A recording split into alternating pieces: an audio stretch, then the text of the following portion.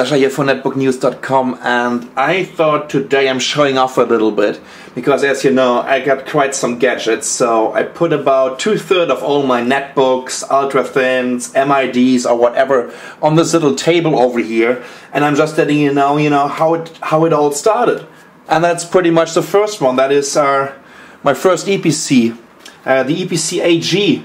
Look at this, right? 7-inch display, 800 by 480, was running a Celeron processor. That one was clocked at 650 something megahertz or 683, I don't know anymore. It was underclocked Celeron 900 megahertz CPU, came with an 8 GB SSD, and already at this time, I've been looking for some new moddings or whatever. That was the first extended battery that came to the market. So this is running now 4 or 5 hours, whatever.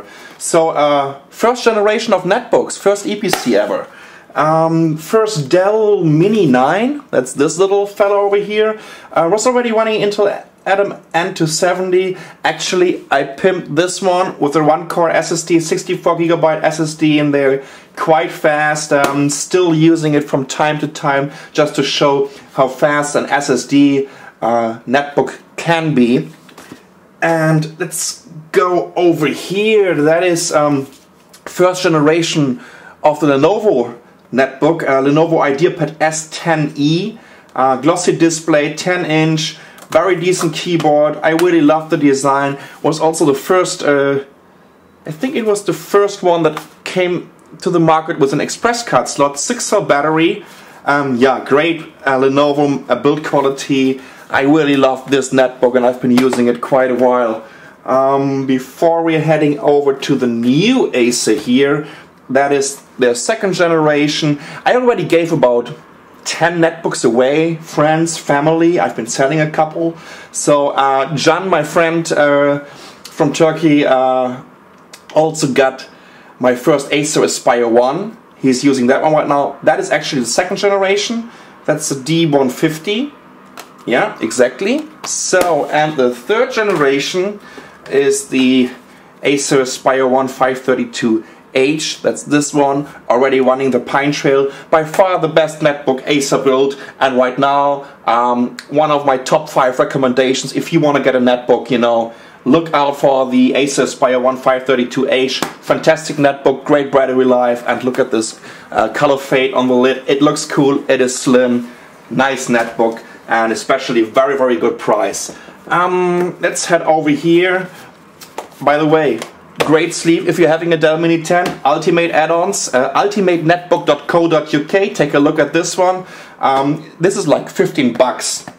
Oh, that's kind of dusty. Sorry about that.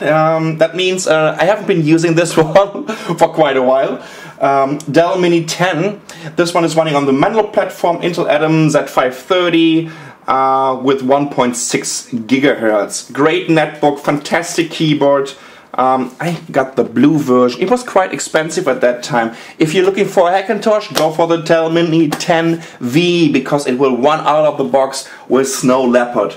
Yeah, of course, my Samsung NC10, this netbook really saved my ass, not only once, but I don't know, a dozen times. Because it was traveling all over the world with me. This netbook did like about 140,000 miles in the last 15 months. Yeah, what can I say? NC10, absolutely classic netbook. The first one to really go for a decent keyboard. This is now using a 1-core SSD in here, running a Windows 7 Ultimate, super fast, 2 GB of RAM, 7 to 8 hours of battery life. I love this NC10. Definitely something that I can recommend. Let's head over to the next generation. Not next generation, but something that came up after netbooks, Netvertibles. So that's the EPC T91. As you can see, you can run it in a tablet mode. This is running an Intel Atom Silverthorne Z520. Comes with 16 GB SSD. I have to say, with the default operating system, this is way too slow for me.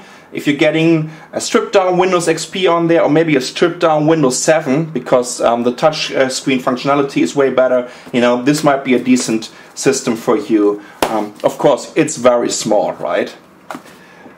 And then the newest one, that's the one that I actually bought last week, EPC T101MT, also Netvertible, 10-inch one, running Intel Atom N450, multi-touch, very, very solid, very great build quality. I goddamn love this Netvertible. Still, in my opinion, best Netvertible right now on the market, followed by the new Gigabyte T1000 and then the Williv S10. Well, actually, I just switched it on, switch it off again, here we go. And look at this, great non-glossy lid.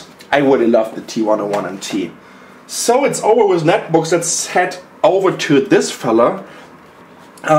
Pioneer Dreamlight 11.6 inch. I bought this during CeBIT. It's running the N470 and it's not running Broadcom, it's not running IM2, but it still has an HDMI, which actually isn't working, so it doesn't matter anyways. But it's running perfect 1080p, 720p, whatever I want to play back, and yeah, great build quality, fantastic keyboard, a little bit too big for me because of the 11.6 inch, but look how thin it is. And I just paid 230 bucks on CeBIT. Only, of course, it only came with a just with a PSU and nothing else. Oh, now it's getting old. That was my Dell Inspiron 700M 12-inch Centrino 1.6 GHz Dusty 2, as you can see. Yeah. It looks a little bit worn out, right? There are cracks over here, and I mean, look at the back. You could read these stickers some 2 or 3 years ago. So yeah, I'm still using it as a Twitter client. Can I say Twitter client? It's running a Twitter client. That's better. And another ultra thin Acer Aspire one 3810TG.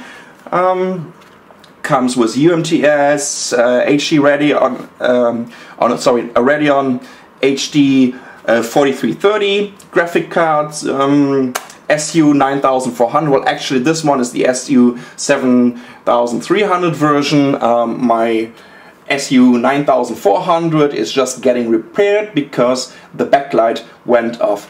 Actually, the same happened to this one. That's why I'm using an external monitor. Haven't been lucky with this one right now, so far. How about MIDs? My first MID, Gigabyte M, I think it was called 528.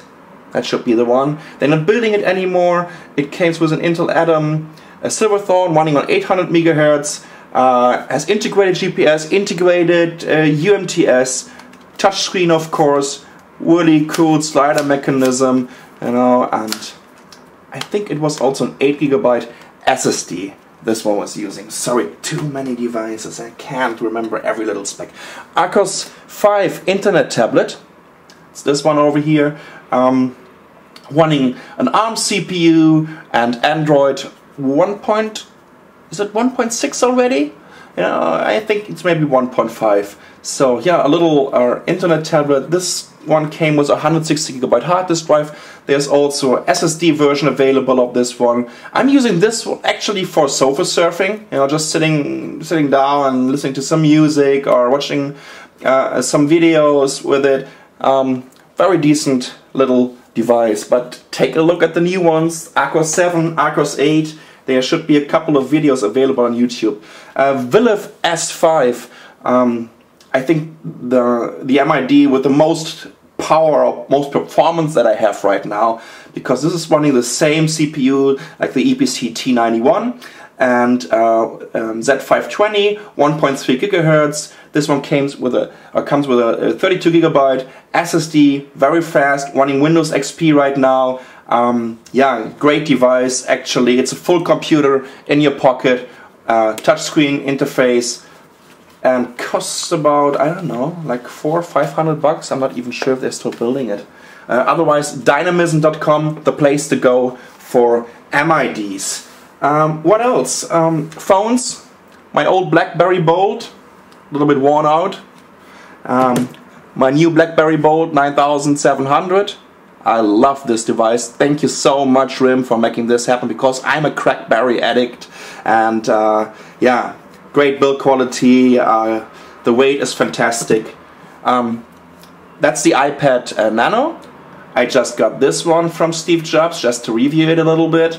It's a magical device. Absolutely, it gives you complete new internet experience. Forget about all this flash bullshit that is available on the web. And the only thing that you need for multitasking is just music playback. That means this can actually do multitasking. You can still play back music in the background and can surf the internet. Well, actually without flash.